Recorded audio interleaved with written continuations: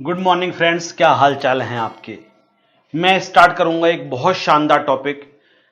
CMA final में बहुत ज़्यादा इस टॉपिक से आता है और जनरली ये देखा गया है कि 6 to 7 मार्क्स का आपके लिए मिलेगा। तो असेसमेंट ऑफ ट्रस्ट हम कर रहे हैं, charitable trust and religious trust. थोड़ा लेंदी चैप्टर है, जितने भी अमेंडमेंट्स हैं वो सारे मैं आपके लिए करवाऊंगा, तो बहुत सीरियसली आपको ये चैप्टर करने की रिक्वायरमेंट है। जो भी ट्रस्ट होते हैं चैरिटेबल या रिलीजियस, वो किस तरीके से फॉर्म किए जाते हैं। जनरली इंडिया में ये होता है कि पहले एक सोसाइटी बनाई जाती है जो सोसाइटी एक्ट के अंदर रजिस्टर्ड होती है। सोसाइटी बनाई जाती है जो सोसाइटी एक्ट के अंदर रजिस्टर्ड होती है, और जो सोसाइटी के पर्पजेज लिखे जाते हैं उस पर्पजेज में लिखा जाता है कि हमारा चैरिटेबल पर्पजेज है या फिर हमारा रिलीजियस पर्पजेज है। वो कौन कौन से पर्पजेज होते हैं उनको हम बाद में देखेंगे, लेकिन जिनको चैरिटेबल पर्पजेज माना गया है या जिनको रिलीजियस पर्पजेज माना गया है उसके पर्पज से सोसाइटी बनाई जाती है। और उस सोसाइटी को बाद में इनकम टैक्स कमिश्नर के पास अप्लाई किया जाता है कुछ टाइम के बाद कि हम क्योंकि चैरिटेबल एक्टिविटीज या रिलीजियस एक्टिविटीज को रन कर रहे हैं तो हमें चैरिटेबल ट्रस्ट या रिलीजियस ट्रस्ट की तरीके से रजिस्टर्ड कर लिया जाए। और जब इनकम टैक्स कमिश्नर अप्रूव कर देता है कि हम ये मान रहे हैं कि आप चैरिटेबल एक्टिविटीज के लिए रन कर रहे हैं या रिलीजियस एक्टिविटीज के लिए रन कर रहे हैं, इनकम टैक्स एक्ट के हिसाब से हम आपको चैरिटेबल ट्रस्ट का दर्जा दे रहे हैं, रजिस्टर कर रहे हैं एज ए चैरिटेबल ट्रस्ट, तो फिर उसका असेसमेंट शुरू हो जाता है, assessment as a charitable trust और द रिलीजियस ट्रस्ट। जब तक इनकम टैक्स एक्ट में रजिस्टर्ड नहीं है तब तक हम सोसाइटीज बोलेंगे, और सोसाइटीज का जो असेसमेंट होता है उस तरीके से उसका असेसमेंट करेंगे। दोनों में क्या डिफरेंस है ये भी मैं आपको बताऊंगा बहुत जल्दी। दोबारा सुनो, मैं क्या कहना चाहता हूं। मैं ये कहना चाहता हूं कि पहले लोग ये पूछते हैं कि सर ट्रस्ट, जो चैरिटेबल ट्रस्ट होता है वो बनता किस तरीके से। सर एक हमने सुना है ट्रस्ट एक्ट भी होता है। हाँ, जो ट्रस्ट एक्ट होता है वो प्राइवेट ट्रस्ट के लिए होता है, जब अपनी प्रॉपर्टी किसी के लिए ट्रांसफर करनी होती है, जो बेनिफिशियरी होता है उसके लिए उसका बेनिफिट मिलता रहे, उसके लिए वो ट्रस्ट एक्ट होता है। उसके थ्रू जनरली चैरिटेबल ट्रस्ट और रिलीजियस ट्रस्ट के लिए फॉर्म नहीं किया जाता है। जो चैरिटेबल ट्रस्ट या रिलीजियस ट्रस्ट हैं वो सोसाइटीज के थ्रू जनरली बनते हैं। हालांकि कंपनी चाहे तो कंपनी भी, कुछ जो नॉन प्रॉफिट कंपनीज होती हैं, आपने कंपनीज एक्ट में पढ़ा होगा, वो भी ट्रस्ट के तरीके से अपने को रजिस्टर्ड करवा सकती है। लेकिन जो ज्यादा पॉपुलर फॉर्म है, ज्यादा पॉपुलर तरीका है, वो ये होता है कि पहले एक सोसाइटी बनाई जाती है एज पर सोसाइटी एक्ट, और फिर उसके अंदर जो पर्पज लिखा जाता है वो चैरिटेबल पर्पजेस लिखे जाते हैं या रिलीजियस पर्पजेस लिखे जाते हैं। और फिर उसके बाद क्या किया जाता है, कुछ टाइम तक एक्टिविटीज करने के बाद इनकम टैक्स डिपार्टमेंट के कमिश्नर को आप अप्रोच करते हो कि sir we are providing charitable services और रिलीजियस सर्विसेज, जैसे भी आप बनाना चाहते हो ट्रस्ट, तो हमें रजिस्ट्रेशन दे दीजिए, हमारे ट्रस्ट को रजिस्टर कर लीजिए। और वो रजिस्टर कर लेता है, वो भी आपको पढ़ाया जाएगा। फिर उसके बाद कहा जाता है इसके लिए चैरिटेबल ट्रस्ट और religious trust for the purpose of income tax act 1961। तो जब तक आप सोसाइटी बनाते हो उसको एओपी बोला जाता है, एसोसिएशन ऑफ पर्संस। अगर आप पूछो कि 7 तरीके के पर्संस होते हैं, इंडिविजुअल, एचयूएफ, एओपी, बीओवाई, कंपनी, तो वो सर किस स्टेटस में जाएगा। तो जब आप सोसाइटी बनाते हो तो उसको आप बोलोगे एसोसिएशन ऑफ पर्संस, एओपी। और जब चैरिटेबल ट्रस्ट बन जाता है तब भी वो एओपी ही है। लेकिन जब चैरिटेबल ट्रस्ट बन जाता है या रिलीजियस ट्रस्ट बन जाता है तो कुछ एडिशनल बेनिफिट्स मिलना शुरू हो जाते हैं, जिनको कहा जाता है एग्जम्पशन अंडर सेक्शन 11 एंड 12। इन सारी बातों को बहुत ध्यान से सुनना जो मैं बताने की कोशिश कर रहा हूं। अगर कोई आपसे पूछे कि सोसाइटी है, सोसाइटी का एज ए पर्सन क्या स्टेटस होगा, तो आपको कहना चाहिए एसोसिएशन ऑफ पर्संस। फिर वो आपसे पूछता है कि जो सोसाइटी है वो इनकम टैक्स एक्ट के according as a charitable trust या रिलीजियस ट्रस्ट एक्सेप्ट कर ली गई है, उसका रजिस्ट्रेशन हो चुका है, अब क्या स्टेटस होगा, अब भी ईओपी होगा। तो फिर फर्क क्या पड़ेगा? फर्क यह पड़ेगा कि जब तक वो केवल सोसाइटी की तरीके से थी, इनकम टैक्स एक्ट में रजिस्ट्रेशन नहीं हुआ था, तब तक उसको एग्जम्पशन होती है एक बहुत खास, जो सेक्शन 11 एंड 12 में प्रोवाइड की जाती है, वो प्रोवाइड नहीं की जाएगी। और जब इनकम टैक्स एक्ट में रजिस्ट्रेशन उसका हो जाएगा, जब उसको कहने लगेंगे चैरिटेबल ट्रस्ट और religious trust as per the income tax act 1961, उसके बाद से उसको सेक्शन 11 और 12 के एग्जम्पशन का बेनिफिट मिलना शुरू हो जाएगा। तो असेसमेंट तो बिल्कुल वैसा ही है जैसे हम असेसमेंट करते थे। असेसमेंट का मतलब क्या होता है? किसी भी पर्सन की इनकम को कंप्यूट करना। आपको हाउस प्रॉपर्टी की इनकम निकालना आती है, आपको पीजीबीपी की इनकम निकालना आती है, आपको कैपिटल गेन की इनकम निकालना आती है, आपको अदर सोर्सेज की इनकम निकालना आती है। इसका मतलब आपको असेसमेंट आता है। आप जीटीआई निकाल लोगे, अगर कोई असेसी डिडक्शंस के लिए एलिजिबल है तो वो माइनस करोगे। इसके बाद आप उस पर टैक्स निकालोगे, जो भी टैक्स का रेट होता है, इसको असेसमेंट कहा जाता है। तो चैरिटेबल ट्रस्ट, रिलीजियस ट्रस्ट में मैं आपको यह पढ़ाऊंगा जो दो एग्जम्पशंस दी जाती हैं 11 12 के अंदर, वो एग्जम्पशंस कौन कौन सी होती हैं और कितनी प्रोवाइड की जाती हैं और प्रोवाइड करने का प्रोसीजर क्या होता है। सैलरी का जिक्र मैंने इसलिए नहीं किया क्योंकि किसी भी ट्रस्ट की सैलरी इनकम नहीं हो सकती है। सैलरी इनकम केवल और केवल इंडिविजुअल की हो सकती है, इसके अलावा किसी और पर्सन की नहीं हो सकती है। तो अब थोड़ी सी बात मैंने तो आपको बता दी कि ट्रस्ट जो होता है वो किस तरीके से फॉर्म किया जाता है। सोसाइटी एक्ट में रजिस्ट्रेशन होने के बाद आप चैरिटेबल एक्टिविटीज को स्टार्ट कर दीजिए। हां, अगर आपको 11 12 में एग्जाम्पशन लेना है तो आपको इनकम टैक्स एक्ट में रजिस्ट्रेशन करवाना पड़ेगा। उसके बाद इनकम टैक्स भी मान लेगा ये चैरिटेबल ट्रस्ट है या रिलीजियस ट्रस्ट है। उसके बाद 11 12 के एग्जाम्पशन का आपको बेनिफिट मिलना शुरू हो जाएगा। हालांकि जो नॉन प्रॉफिट कंपनीज होती हैं वो कंपनीज भी ट्रस्ट के तरीके से आपको रजिस्ट्रेशन करवा सकती हैं, उनको भी सेक्शन 11 12 का बेनिफिट मिलेगा। लेकिन लार्जली जो तरीका मैंने सोसाइटीज वाला, वो सोसाइटी वाला, वो हमारे समाज में ज्यादा प्रचलित है, ज्यादा पॉपुलर है। अब जो ट्रस्ट की इनकम होती है वो 3 तरीके की इनकम होती है, बल्कि 2 तरीके की इनकम होती है। एक तो होती है income from property held by trust, trust के बाद जो प्रॉपर्टी होती है उस प्रॉपर्टी से ट्रस्ट इनकम को अर्न कर रही है। और एक होती है डोनेशंस, कॉन्ट्रीब्यूशन, जो लोग दान देते हैं। तो किसी भी आप रिलीजियस ट्रस्ट की बात करो चाहे चैरिटेबल ट्रस्ट की बात करो, 2 इनकम मेन होती हैं। एक तो होती है income from property held under the trust, जो आपके पास प्रॉपर्टी है उस प्रॉपर्टी से आप इनकम को अर्न कर रहे हो, उसको कहा जाता है income from property held by trust. फिर एक इनकम होती है जो लोग डोनेशंस देते हैं, उसको कहा जाता है वॉलंटरी डोनेशंस या वॉलंटरी कॉन्ट्रीब्यूशंस। अपनी मर्जी से लोगों ने डोनेशन दिया। लेकिन डोनेशन भी 2 तरीके का होता है। कुछ लोग तो डोनेशंस केवल दे देते हैं, वो जाते हैं, वो कहते हैं हमारी तरफ से 1 लाख रुपए का डोनेशन है।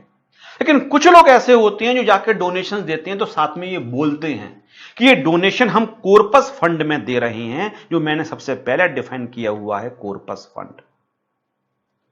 वो एक स्पेसिफिक डायरेक्शन देते हैं कि जो हमारा डोनेशन है वो कॉर्पस का पार्ट बनेगा, उसको जनरल डोनेशन नहीं माना जाए। It shall form part of the corpus of the trust, ये कॉर्पस में जाएगा। तो यह बताना बहुत जरूरी है इसको स्टार्ट करने से पहले, कॉर्पस फंड का मतलब क्या होता है। जो फंड इंटैक्ट रखे जाते हैं, जिनको डे टू डे नेसेसिटीज को मीट करने के लिए खर्च नहीं किया जाता है, उनको कॉर्पस फंड कहा जाता है। कॉर्पस फंड से आप इन्वेस्ट कर दो और उसके बाद जो आपको इंटरेस्ट वगैरह आएगा उसको आप खर्च कर सकते हो, लेकिन कॉर्पस फंड को आप खर्च नहीं कर सकते हो। एक तरीके से जिसको हम कंपनी में कैपिटल कहा करते थे, उसको हम चैरिटेबल ट्रस्ट रजिस्टर्स के लिए कहते हैं कॉर्पस। तो यहां पे मैंने डिफाइन किया हुआ है, literal meaning of term corpus is main part organ of body, main part organ of a body. जो किसी बॉडी का, कंपनी को भी आप स्टार्ट करते हो, सबसे मेन पार्ट क्या होता है, जो कंपनी के अंदर कैपिटल को इंट्रोड्यूस किया जाता है। From layman's point of view, a corpus fund should be understood as the capital of the organization. Layman की लैंग्वेज में, the fund generated and kept for the existence and sustenance of the organization. वो firm को हमेशा live रखने के लिए जरूरी होते हैं, एग्जिस्टेंस में रखने के लिए जरूरी होते हैं ऑर्गेनाइजेशंस के लिए। For a charitable organisation, corpus funds are paramount importance, बहुत ज्यादा जरूरी होते हैं। Normally a corpus fund denotes a permanent fund kept for the basic expenditures needed for the administration and survival of the organization. The corpus fund is generally not allowed to be utilized, generally not allowed to be for the attainment of the purposes, but the interest dividend accrued on such fund can be utilized as well as accumulated. जो आपके ये वाले आपके funds होते हैं, corpus funds होते हैं, ये जो फंड्स होते हैं ये इनको इंटैक्ट रखा जाता है, जनरली इनको खर्च करने की परमिशन नहीं होती है।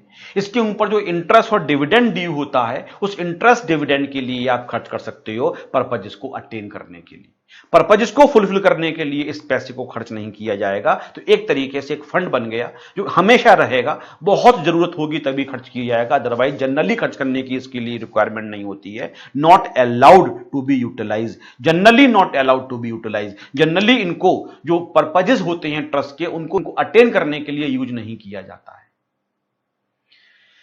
इसके ऊपर जो इंटरेस्ट या डिविडेंड मिलेगा, जहां आपने इन्वेस्टमेंट्स कर रखा है, उस पैसे को आप फर्दर खर्च कर सकते हो, लेकिन जो आपका कॉर्पस फंड्स था उसको जनरली खर्च करने की आपको परमिशन नहीं होती है। Is that clear? समझ में आ गया? इसके बाद सबसे आखिर में मैंने लिखा है corpus funds are generally created out of corpus donation. मतलब देने वाला आपको बोलेगा कॉर्पस डोनेशन है। A donation will be treated as corpus donation only if it is accompanied by a specific written direction of the donor. तो अगर कहीं पे दान पात्र रखा हुआ है और आप जाके पैसे डाल आते हो, उसको बोलेंगे जनरल डोनेशंस। लेकिन अगर आप वहां पे बोलते हो ऑफिस में जाके कि मैं लिख के दे रहा हूं कि मेरा ये पैसा कॉर्पस फंड में जाएगा, मतलब इसको डे टू डे जो आप अपने जो पर्पज है उसको अटेनमेंट के लिए खर्च नहीं करोगे, तो हम आपको डोनेशन देंगे। जब आप ये लिख के देते हो कि मैं कॉर्पस पर्पज से दे रहा हूं, तब इसके लिए कॉर्पस फंड माना जाता है। तो अब हम कह सकते हैं एक तरीके से जो भी किसी ट्रस्ट की इनकम होती है वो तीन तरीके की होती है। एक तो income from property held under the trust. दूसरे डोनेशंस फिर दो तरीके के हो गए, एक general donations without any specific direction, और एक डोनेशंस हो गए with specific direction that they shall form part of the corpus of the trust, कि हम इसको इन जनरल पर्पस जिसके लिए नहीं दे रहे हैं बल्कि ये कॉर्पस के अंदर जाएंगे, उसको कहा जाएगा डोनेशंस विद स्पेसिफिक डायरेक्शंस। तीन तरीके के हो गए। अब सवाल ये उठता है कि असेसमेंट शुरू कैसे करें। तो मैंने कहा असेसमेंट तो आपको आता है, आपको जिस तरह की भी इनकम होगी उस तरीके की इनकम पे कंप्यूटेशन भी आता है, टैक्स निकालना भी आता है। लेकिन यहां पे खास बात यह है कि जैसे ही इनकम टैक्स एक्ट में इसको रिलीजियस ट्रस्ट या चैरिटेबल ट्रस्ट की तरीके से मान लिया जाता है।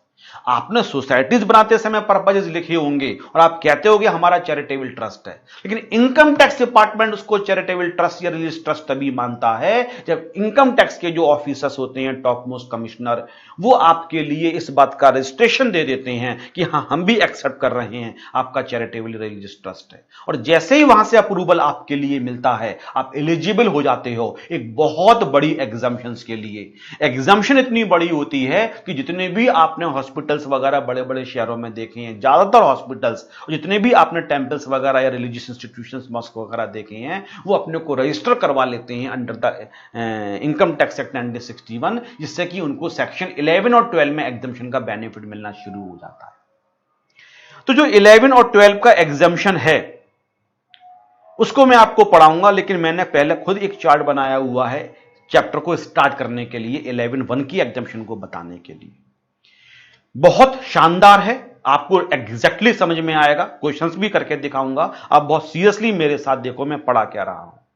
मैंने पहले लिखा income from property held under trust. हां जी सर, आपने कहा ये पहली इनकम होती है, income from property held under the trust. फिर सर आपने बोला वॉलंटरी कॉन्ट्रीब्यूशन, ये दूसरी इनकम होती है। फिर तीसरी होती है voluntary contribution with specific direction that they shall form part of corpus of the trust, ये फर्म के कॉर्पस में जाएंगे। ये तीसरी इनकम हो गई। और जो थर्ड इनकम होती है वो एग्जेम्प्ट होती है अंडर सेक्शन 11 सबसेक्शन 1। इसमें यह साफ साफ लिखा हुआ है कि यह इनकम एग्जेम्प्ट होगी, पूरी की पूरी होनी भी चाहिए, इसको खर्च करने की परमिशन ही नहीं है। आप अगर पर्पज को अटेंड करने के लिए इस पैसे को खर्च ही नहीं कर सकते हो तो जनरली खर्च होता ही नहीं है। कुछ बेसिक रिक्वायरमेंट है, एडमिनिस्ट्रेशन के एक्सपेंडिचर्स होते हैं, उसके लिए खर्च कर सकते हो, अदरवाइज खर्च करने की परमिशन ही नहीं होती है। तो जिस पैसे को खर्च करने की परमिशन नहीं है, इसके ऊपर जो इंटरेस्ट आएगा वो बन जाएगा income from property held under the trust, वो आप खर्च कर सकते हो। लेकिन जो फंड है वो आप खर्च ही नहीं कर सकते हो, तो सरकार उस पर टैक्स क्यों लेगी? इसलिए इसको एग्जेम्प्ट किया गया है अंडर सेक्शन 11 सबसेक्शन 1। अच्छे तरीके से याद कर लेना, ये पूरा का पूरा एग्जेम्प्ट होता है। इसीलिए मैंने देखो यहां तो प्लस लगाया, इन दोनों इनकम को तो मैंने ऐड किया, लेकिन थर्ड के साथ मैंने प्लस नहीं लगाया क्योंकि ये इनकम पूरी की पूरी एग्जेम्प्ट होती है। तो अब क्वेश्चन पेपर में 3 इनकम आपके लिए दे रखी होंगी। एक तो देखा हो इनकम फ्रॉम प्रॉपर्टी, उसको लिख लेना। फिर वॉलंटरी कंट्रीब्यूशन, अगर आगे कुछ भी नहीं लिखा उसको उसके अंदर ऐड कर देना। और फिर लिखा होगा income voluntary contributions with specific direction, ये तो इतना ही लिखा होगा। और आगे अगर और भी लिख दिया गया हो तब भी सेम मतलब माना जाएगा, with specific direction that they shall form part of corpus of the trust. उस केस में आप लिख देना it is exempt under section 11(1), उसको ऐड करने की कोई भी रिक्वायरमेंट नहीं है। तो तीसरे पॉइंट्स को तो छोड़ देते हैं। अब बचे 2 points, income from property held under the trust और वॉलंटरी कंट्रीब्यूशन। सरकार कहती है इन 2 इनकम में से हम आपको एग्जम्पशन का बेनिफिट देंगे। और वो एग्जम्पशन का बेनिफिट कैसे देंगे? एक को कहा जाता है, जो लेफ्ट में मैंने लिखा है, जनरल एग्जामिशन, जनरल एग्जामिशन। या इसका दूसरा नाम होता है एक्यूमुलेटेड एंड सेट अपार्ट। ये हमेशा 15% एग्जाम्प्ट होती है। इन दोनों के टोटल का 15% हमेशा एग्जाम्प्ट कर दोगे। सरकार कहती है सारा पैसा खर्च नहीं करना चाहिए। हमारे बुजुर्ग भी हमें समझाते हैं कि जितना पैसा आप कमाते हो सारा पैसा खर्च मत करो, थोड़ा बहुत जोड़ते भी रखो जो बुरे वक्त में काम में आता है। सरकार भी आपसे ये कह रही है कि जितना भी पैसा आपके पास आया उस सारे पैसे को खर्च मत करो, थोड़ा पैसा जोड़ते भी रहो। अगर आपको फ्यूचर में कोई बड़ी चीज खरीदनी है, उसके लिए लमसम में पैसे की रिक्वायरमेंट होगी, तो वो पैसा आपके पास कहां से आएगा। तो सरकार आपसे कहती है कि 15% तक हम आपको एग्जम्पशन दे रहे हैं। हम ये मानते हैं कि 15% आपने इसलिए खर्च नहीं किया होगा क्योंकि आप एक्यूमुलेट कर रहे हो, भविष्य के लिए जोड़ रहे हो उस पैसे के लिए, कभी अर्जेंट नीड पड़ जाए तो हम क्या करेंगे। तो 15% अगर खर्च नहीं भी किया है तो अभी हम आपसे कहेंगे ये तो हमारा एग्जम्पशन हो ही गया आपके लिए। फिर वो कहते हैं बाकी का अब बच गया 85%, तो मैंने यहां पे लिखा 85%।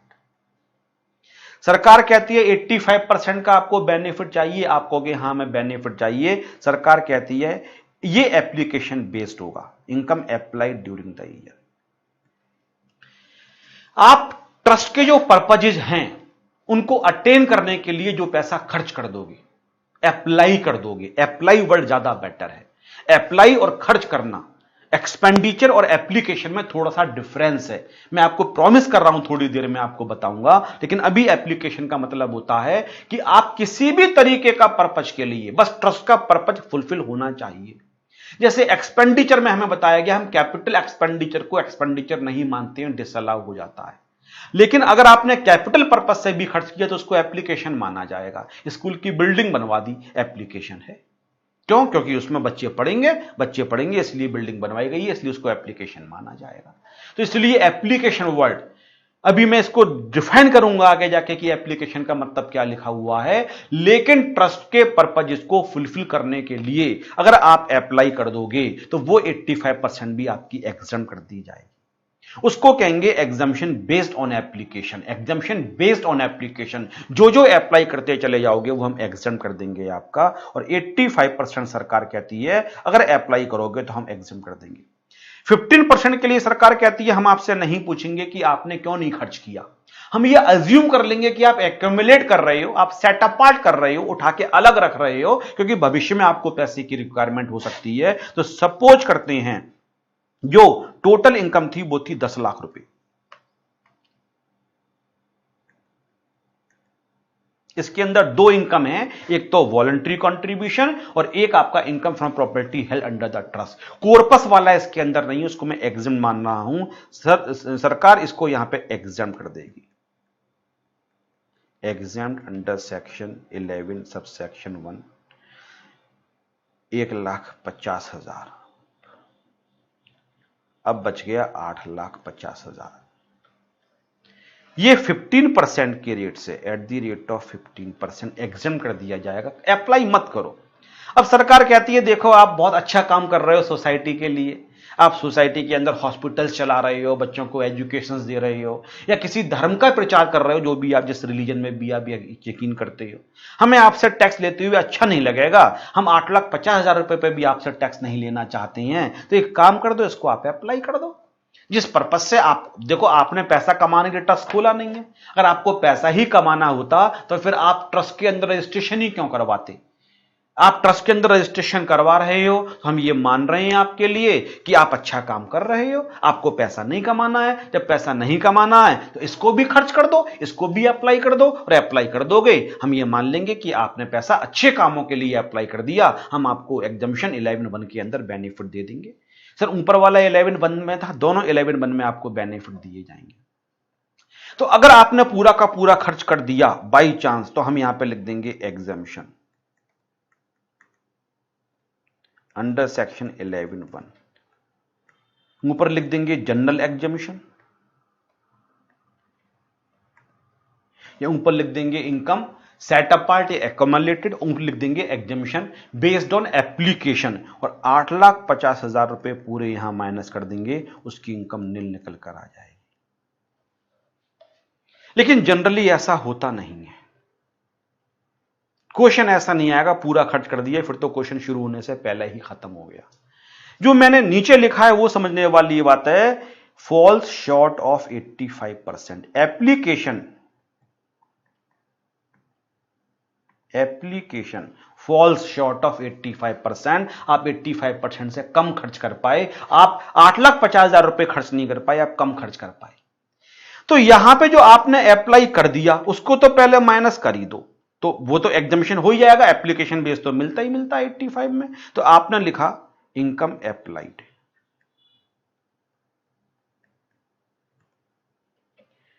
एग्जामिशन अंडर सेक्शन 11(1). कितना खर्च कर दिया सर? सपोज करते हैं 5 लाख रुपए खर्च कर दिया। सरकार कहती है आपने 5 लाख रुपए खर्च कर दिया ट्रस्ट के पर्पजेस के लिए, बहुत अच्छी बात है। अब हम आपसे केवल 3,50,000 की बात करेंगे, इसके अलावा कोई बात नहीं करेंगे। सरकार कहती है 1,50,000 तो हम पूछेंगे ही नहीं, खर्च किया नहीं किया, हम उसको तो पहले ही ये मान लेंगे आपने अलग उठा के रखा होगा। हम बात करेंगे जो बच गया 85%, पूरा खर्च कर दोगे पूरा एग्जामिशन ले लो, कम खर्च करोगे इतना आपने खर्च किया होगा, अप्लाई किया होगा, उसका बेनिफिट ले लो। You applied in this example 5 lakh, हम आपको 5 लाख रुपए का एग्जामिशन देने को तैयार हैं। अब यहां तक की कहानी तो खत्म हो गई, अब बात करते हैं 3.5 लाख की। सरकार कहती है 3.5 लाख पर टैक्स दो। आप कहते हो सर मैं तो बहुत अच्छे कामों के लिए ट्रस्ट बनाया था, चैरिटेबल पर्पजेस के लिए, खर्च नहीं कर पाया सर, तब भी आप टैक्स मांग रहे हो, तो मैं तो डिमोटिवेट हो जाऊंगा। तो सरकार ने कहा अच्छा ये बताओ खर्च क्यों नहीं कर पाई, ऐसा क्या हो गया? तो 2 रीजन आप बता सकते हो। पहला रीजन आप सरकार से कह सकते हो, और पहले रीजन में आप कह सकते हो सरकार से, whole or any part of income has not been received during the year. Income due तो हो गई थी लेकिन रिसीव नहीं हुई, तो हम खर्च ही कैसे करते? अब सपोज करो इनकम ड्यू हो चुकी है, ड्यू बेसिस पे अकाउंट्स बनाए जाते हैं। जब ड्यू बेसिस पे अकाउंट्स बनाए जाते हैं, इनकम ड्यू हो गई, आपने इनकम तो उसको मान लिया लेकिन आपके हाथ में वो पैसा नहीं आया, और खर्च करने के लिए आपको कैश में देना जरूरी था। सामने वाला कह रहा था कैश में दो, तभी हम आपका काम करेंगे। आप कैश में दे नहीं पाए उसके लिए क्योंकि आपके पास नहीं था। इनकम ड्यू हो गई थी, 10 लाख में तो इंक्लूड है लेकिन आपको रिसीव नहीं हुई। 3.5 लाख रुपए आपको रिसीव ही नहीं हुए थे, ड्यू हो चुके थे एज एन इनकम, लेकिन आपको रिसीव नहीं हुए थे। जब रिसीव नहीं हुए और काम करवाने के लिए लोग कह रहे थे हमें कैश में दो तभी हम काम करेंगे, तो हम खर्च ही नहीं कर पाए। तो आप इस लॉजिक को लेकर सरकार के पास पहुंचे कि हमें 3.5 लाख रुपए ड्यूरिंग द ईयर रिसीव नहीं हुए। हम ये किस प्रीवियस ईयर की बात कर रहे हैं? हम प्रीवियस ईयर 2021 की बात कर रहे हैं, तो असेसमेंट ईयर हो गया 21-22। ध्यान से सुनना, मजा आएगा आपके लिए, और एग्जैक्टली समझाऊंगा, ये आपसे वादा है मेरा। सरकार ने कहा 3,50,000 रुपए का एग्जामिशन चाहिए। आपने कहा सर हमें इसका एग्जामिशन चाहिए। सरकार ने कहा एक वादा करो आप। आपने कहा क्या वादा? जिस ईयर में भी मिलेगा हम अभी एग्जाम कर देंगे। चलो देखो हम पहले लिख देते हैं एग्जामिशन 3,50,000, लेकिन आपको एक कंडीशन सेटिस्फाई करनी पड़ेगी, आपको हमसे एक प्रॉमिस करना पड़ेगा। बोले क्या प्रॉमिस? बोले जिस दिन ये पैसा हमें मिलेगा, जिस ईयर में भी हमें ये पैसा मिलेगा, हम उस ईयर में खर्च कर देंगे इसके लिए। बोले आज एग्जामिशन ले लो लेकिन एक वादा कर दो छोटा सा बस केवल, और वो वादा ये है कि अभी हमें एग्जामिशन दे दो, हमें 4 साल के ड्यू जब हो चुकी तो कभी ना कभी तो पैसा मिलेगा, जिस ईयर में भी मिलेगा हम उस ईयर में खर्च कर देंगे। आपने कहा sir very kind of you, आपने इतना कंसिडरेशन किया, हमें खुशी है, लेकिन ये वादा मैं कर नहीं पाऊंगा। अब सरकार चौंक गई। सरकार बोली अजीब बात है, हम आपको बेनिफिट दे रहे हैं, अभी आप कहते 3.5 लाख रुपए पे हम टैक्स पे नहीं करना चाहते, हम समाज सेवा कर रहे हैं, धर्म की सेवा कर रहे हैं। अब हम आपको ऑप्शन दे रहे हैं, आप तब भी तैयार नहीं हो। आपने कहा सर सपोज करते हैं 4 साल के बाद पेमेंट मिला, और वो पेमेंट हमें 31 मार्च को जाके मिला शाम को 5 बजे, हम कैसे खर्च करेंगे? आपने तो कहा जिस ईयर में मिला उस ईयर में खर्च कर दो। हाँ, उस ईयर में अप्रैल में मिल गया तो हमारे पास पूरे 12 महीने होंगे, अगर हमें मई में मिल गया तब भी हमारे पास 10-11 महीने होंगे। लेकिन सर उस साल हमें मार्च में बिल्कुल लास्ट मोमेंट 31 मार्च को भी रात को 11 बजे मिला। आप कहोगे भाई साहब खर्च करो 12 बजे तक क्योंकि आपने वादा किया था। सरकार ने कहा यह पॉइंट तो हमने सोचा नहीं, तो सरकार ने क्या लिखा? Deemed to be applied. Exemption किस बेस पे दे रहे हैं? Deemed to be applied. हम अभी अप्लाई मान लेंगे नाउ, हम अभी मान लेंगे अप्लाई किया गया था, लेकिन इफ कंडीशन है applied during the previous year in which income is received, जिस ईयर में रिसीव होगी उस ईयर में, और during the previous year immediately following, और या फिर उसके नेक्स्ट ईयर में खर्च कर दो, सब कुछ। अब मैं इस क्वेश्चन में नोट डाल के लिख रहा हूं ₹3,50,000 रिसीव्ड ड्यूरिंग फाइनेंशियल ईयर 24-25।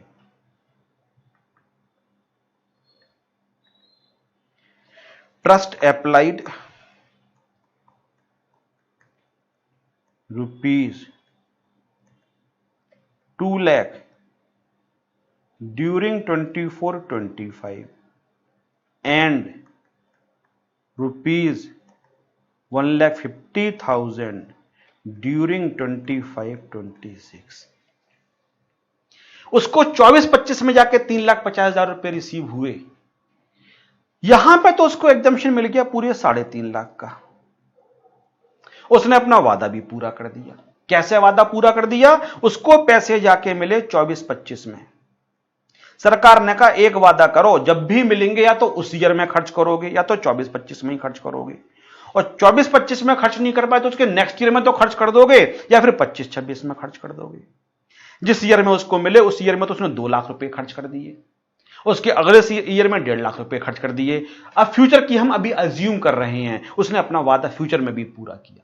इस वादे के बेस पे जो फ्यूचर में पूरा होगा, जो मैंने पूरा मान लिया, सर पूरा नहीं कर पाए, देखो उसके लिए मैंने आगे कॉन्सिक्वेंसेस लिखी हुई जिसका जिक्र बाद में करेंगे। सरकार अभी एग्जम्पशन देने को तैयार है, चलो जिस ईयर में मिलेगा उस ईयर में या उसके अगले ईयर में खर्च कर दोगे तो एग्जम्पशन अभी ले लो।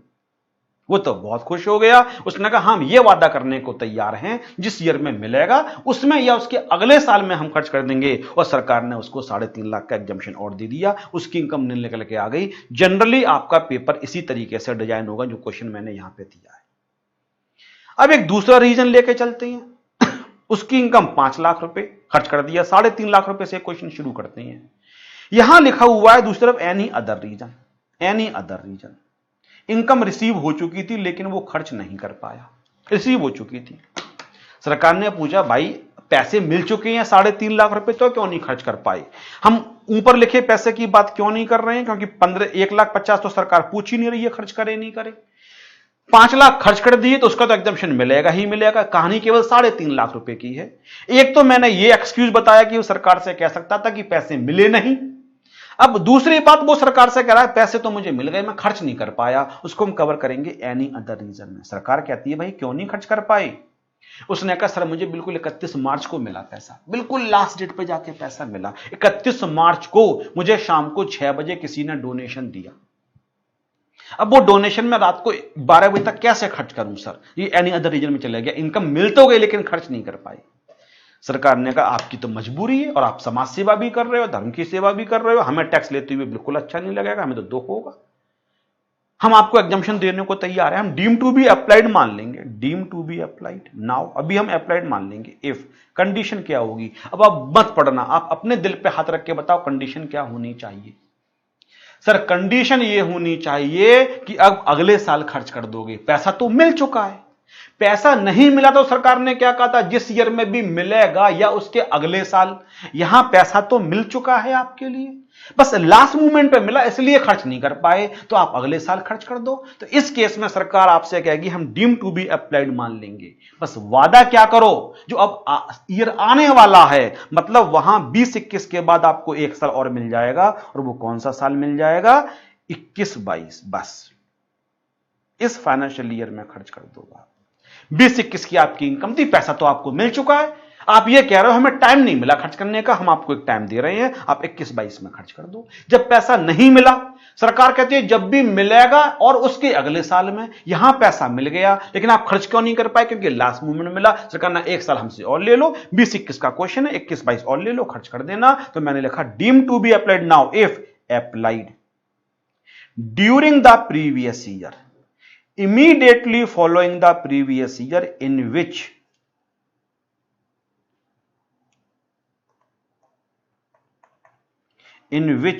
income was derived।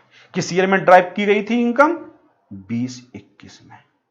तो उसके बाद वाला ईयर कौन सा हो गया? 21-22। तो जिस ईयर में इनकम को ड्राइव किया गया था इमीडिएटली फॉलोइंग प्रीवियस ईयर, जो बिल्कुल नेक्स्ट प्रीवियस ईयर होगा, कौन सा? 21-22, इस ईयर में खर्च कर दो। अगर ये वादा आज कर रहे हो तो हम एग्जम्पशन देने को तैयार हैं। तो दूसरे वाले का जो नोट बनेगा वो नोट क्या बनेगा? ₹3,50,000 अप्लाइड ड्यूरिंग 21-22। कंडीशन अभी भी सेम रहेगा क्वेश्चन का आंसर, बस उसने क्या वादा किया कि जो आगे आने वाला साल है ये दूसरे वाले का नोट हो गया। पहले वाले में क्या लिखा होगा? जब मिला और उसके अगले साल में 3.5 लाख रुपए खर्च करे। और दूसरे वाले में क्या लिखा? 3.5 लाख रुपए, क्योंकि मिल तो गए थे इसलिए इमीडिएटली नेक्स्ट ईयर में खर्च कर दिए। उसने 21-22 में खर्च कर दिए, जो 20-21 के बाद वाला ईयर था, उसको एग्जम्पशन दे दिया जाएगा। जितनी भी ऊपर ये कहानी थ्योरी में लिखी हुई है, इसको आप पढ़ोगे तो आप कंफ्यूज होगे। और ये चार्ट मैं कई सालों से बना के दे रहा हूं। मैं हमेशा हर क्लास में कहता हूं, मैं कम से कम 13-14 साल से फाइनल को एक्सक्लूसिवली टीच कर रहा हूं। चैरिटेबल ट्रस्ट पेपर में जरूर आता है, उस हिसाब से मैंने इस चैप्टर में मेहनत भी करी। तो ये चार्ट मैं हमेशा से दे रहा हूं और ये सुपर हिट है, बच्चों को एग्जैक्टली समझ में आता है सरकार सर आप क्या टीच कर रहे हो। मोरओवर मैं इसमें और भी चेंजेस करता रहा, मैं इसके अंदर इंप्रोवाइजेशन करता रहा कि और बेटर करूं और बेटर करूं, और अब जाके इस तरीके का चार्ट मैं आपको बना के दे रहा हूं। सर एक छोटी सी बात और बता दो तो ये चैप्टर खत्म हो जाएगा। चैप्टर तो खत्म नहीं होगा लेकिन ये क्लास खत्म हो जाएगी। और वो क्या कह रही है, वो पॉइंट क्या है? सर अगर वो पहले वाले पार्ट में जो आपने फर्स्ट केस लिया था, अगर वो जिस ईयर में रिसीव हुआ उस ईयर में और उसके अगले साल में 3.5 लाख रुपए को खर्च नहीं कर पाया, मतलब मैं क्वेश्चन इस तरीके से डिजाइन कर दूं, 3.5 लाख रुपए उसको 24-25 में मिले, उसने 24-25 में कितने खर्च कर दिए? 2 लाख। और 25-26 में 1.50 की जगह अगर मैं कर दूं 1 लाख रुपए खर्च करे, ये कर दूं मैं, उसको 3.5 लाख रुपए मिल गए 24-25 में। 24-25 में उसने 2 लाख रुपए खर्च कर दिए और 25-26 में उसने 1 लाख रुपए खर्च किया। सर क्या होगा? तो ये वाला कॉन्सिक्वेंस एप्लीकेबल हो जाएगा। हम यहां लिखेंगे प्रीवियस ईयर 25-26 और असेसमेंट ईयर लिखेंगे 26-27। 24-25 मत लिखना, क्योंकि 24-25 के बाद 25-26 तो दिया ही जाएगा।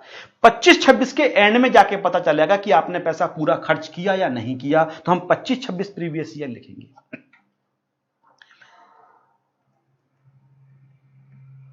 Income deemed to be applied कितनी थी?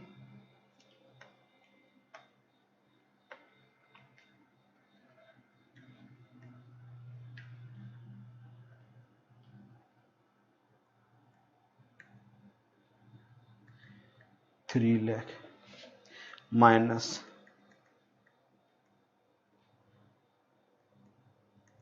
इनकम अप्लाइड ड्यूरिंग 24-25 2 लाख, इतने का वादा आपने और पूरा कर दिया, माइनस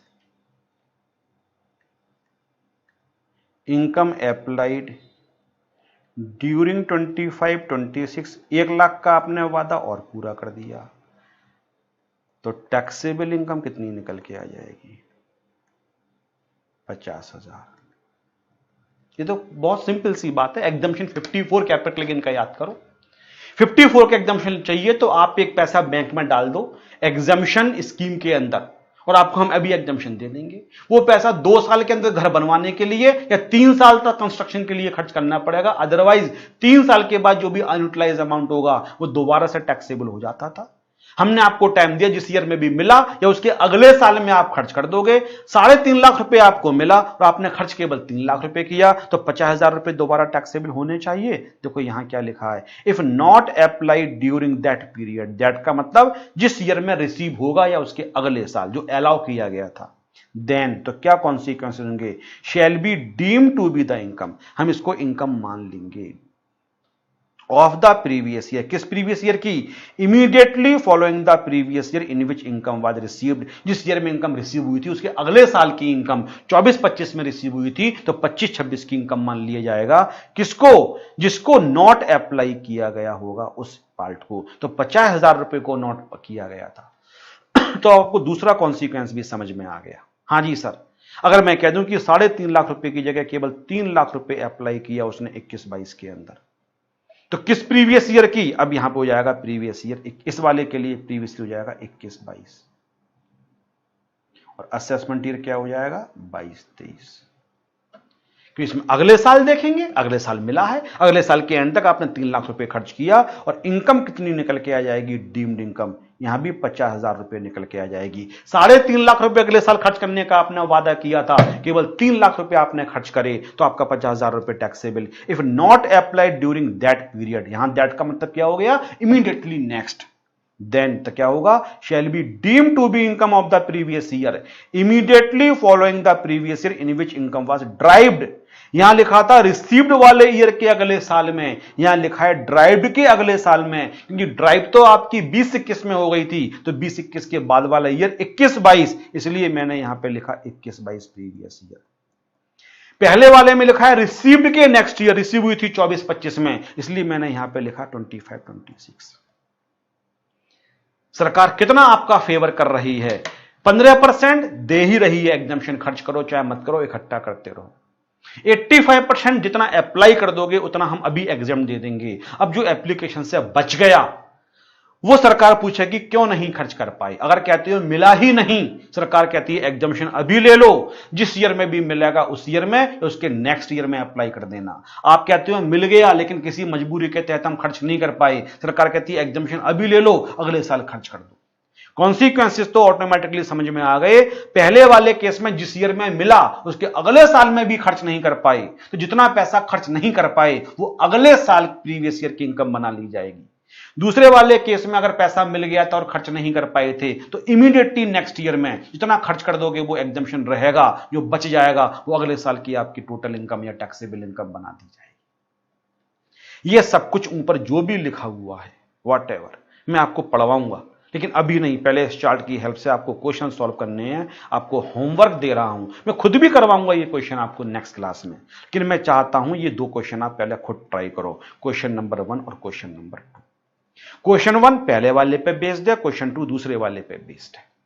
इन क्वेश्चन को पहले खुद करो, उसके बाद नेक्स्ट वीडियो देखना। इन नेक्स्ट वीडियो में पहले तो मैं आपको 2 क्वेश्चंस को करके दिखाऊंगा और फिर मैं आपको ये थियरी पढ़वाऊंगा जो लिखी हुई है, इसके अंदर क्या क्या खास बातें लिखी हुई।